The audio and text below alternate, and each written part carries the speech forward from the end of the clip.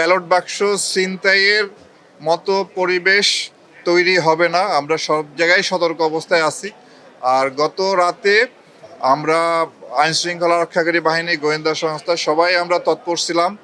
এই ধরনের অপতৎপরতা আমরা শক্তভাবেই প্রতিহত করেছি এবং আমি আবারও বলতেছি, ভোটারদের তরফ থেকে, আমাদের তরফ থেকে সব ধরনের প্রস্তুতি এবং ইলেকশন সুষ্ঠু করার জন্য সব ধরনের উদ্যোগ আছে।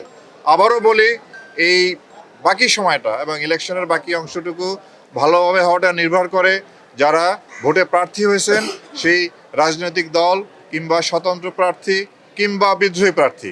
ওয়ালটন এসি এক্সচেঞ্জ অফারে এখন যে কোনো ব্র্যান্ডের পুরাতন এসি বদলে নতুন ওয়ালটন এসিতে উপভোগ করুন 25% ছাড়। Walton air conditioner, comfort without compromise.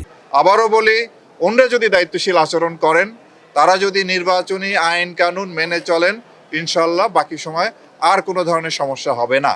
তারপরও কেউ যদি আইন নিজের হাতে তুলে নিয়ে নিজেকে বিজয়ী করার জন্য যদি বেআইনি পন্থা অবলম্বন করেন বা অন্য কোনো কিছু করার উদ্যোগ নেন, আমরা সেটি কঠোরভাবে দমন করব। আমরা কোনোভাবেই কাউকে এই ধরনের পরিস্থিতি সৃষ্টি করে নির্বাচনের ফলাফল নিজের অনুকূলে নেওয়ার জন্য কোনো রকম আমরা কোনো সুযোগ দিব না। আমাদের সব ধরনের প্রস্তুতি আছে।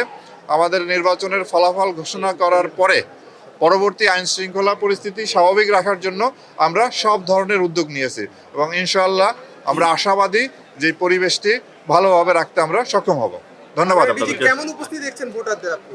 এটা আপনারাই দেখতেছেন, আপনারাই ভালো বলতে পারবেন আর কি। বিভিন্ন কেন্দ্রে কিরকম নির্বাচন শেষে আমরা জানতে পারবো যে কত % ভোট পড়লো, কিরকম পরিস্থিতি।